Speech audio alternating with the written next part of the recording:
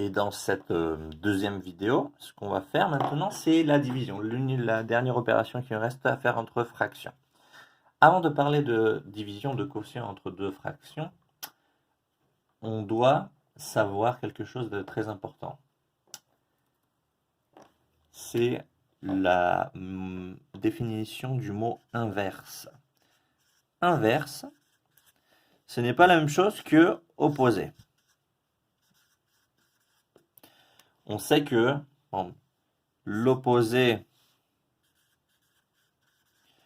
de 2, c'est combien? C'est le nombre que si je l'additionne, c'est égal à 0. C'est-à-dire, c'est moins 2. Par contre, l'inverse de 2, ce n'est pas moins 2 aussi. C'est le nombre que si je le multiplie avec 2, c'est égal à 1. Exemple, dans ce cas-là, c'est 1 demi. Parce que si on fait 2 fois 1 demi, c'est 2 fois 1, 2 divisé par 2, on obtient le 1.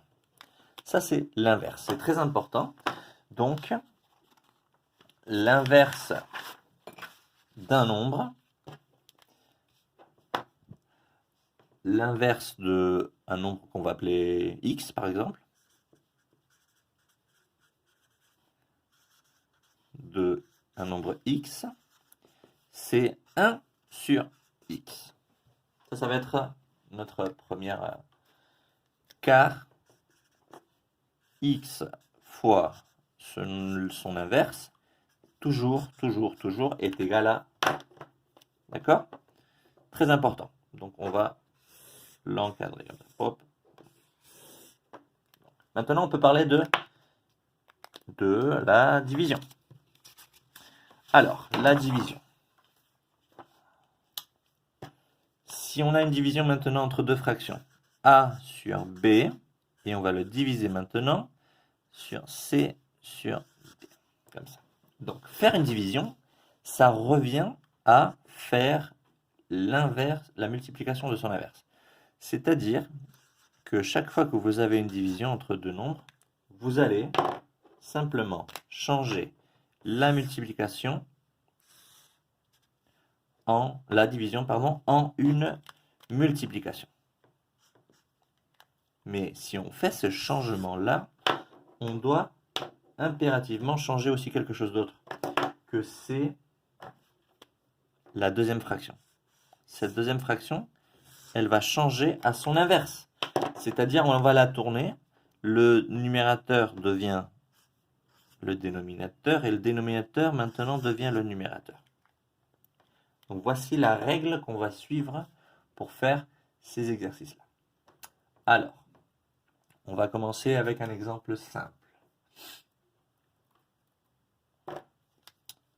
D'accord? On va suivre cette règle. On passe.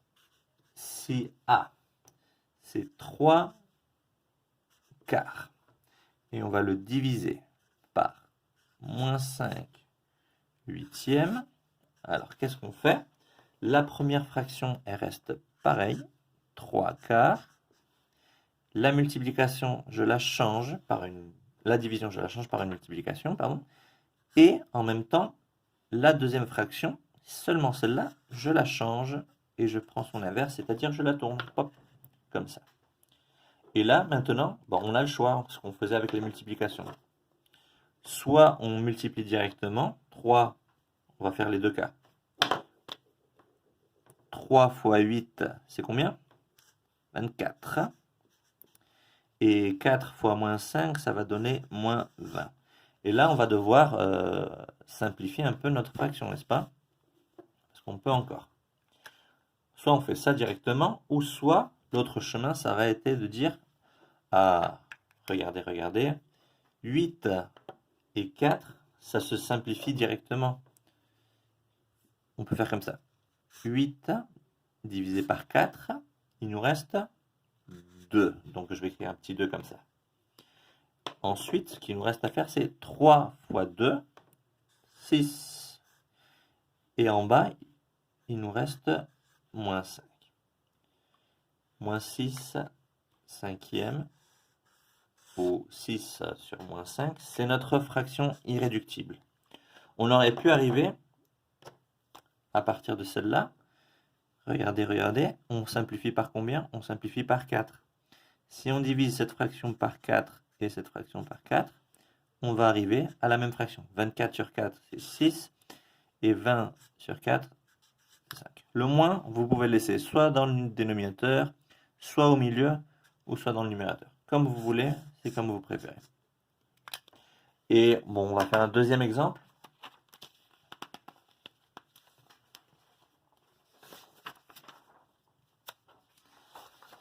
C'est une technique que j'aime bien. C'est dans le cas, par exemple, où vous avez une fraction 4 neuvièmes sur 16 sur moins 3. Ça, on peut l'écrire, hein. C'est facile, en fait.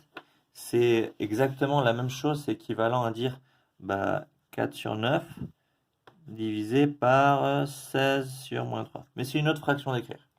C'est la même chose. Donc pour cela, il y a une technique qu'on appelle, une façon de mémoriser, c'est celle de l'oreille. Imaginez-vous qu'on va tracer à partir de ça. Je vais faire une oreille comme ça. Comme ça. Donc en fait, les nombres qui sont reliés, ce sont les nombres qu'on va multiplier. Donc dans ce cas-là, on fait 4 fois moins 3, et ça va rester dans le numérateur. Et 4 fois moins 3, c'est combien? Moins 12. Et dans le dénominateur, on fait 9 fois 16. 9 fois 16, c'est 160, c'est 151. Mais c'est pas trop simple à simplifier ça après. Donc ça, c'est une façon. On aura ce résultat-là et après on le simplifie. L'autre fraction, c'est de l'écrire à suivre cette façon qui est là. On continue. On fait 4 neuvièmes. On change la multiplication par une division et on inverse. On fait moins 3 sur 16. Donc avant de multiplier, pensez à simplifier. Parce que simplifier cette partie-là, c'est compliqué. Mais simplifier ici avant de multiplier, c'est beaucoup plus simple. Par exemple, on sait que 16, c'est combien? C'est 4 fois 4, n'est-ce pas? Donc si je simplifie le 16 et le 4 là, il me reste un petit 4 là, n'est-ce pas? Et si je simplifie, 9 c'est 3 fois 3. 9 et le 3 se simplifie et on écrit un 3 qui nous reste. Donc, qu'est-ce qu'on obtient finalement? On a un signe négatif là. On a barré tous les nombres d'en haut. Ce n'est pas 0 qui nous reste, sinon toujours le 1. Très important. 1. En bas dans le dénominateur, 3 fois 4, 12. Et voilà.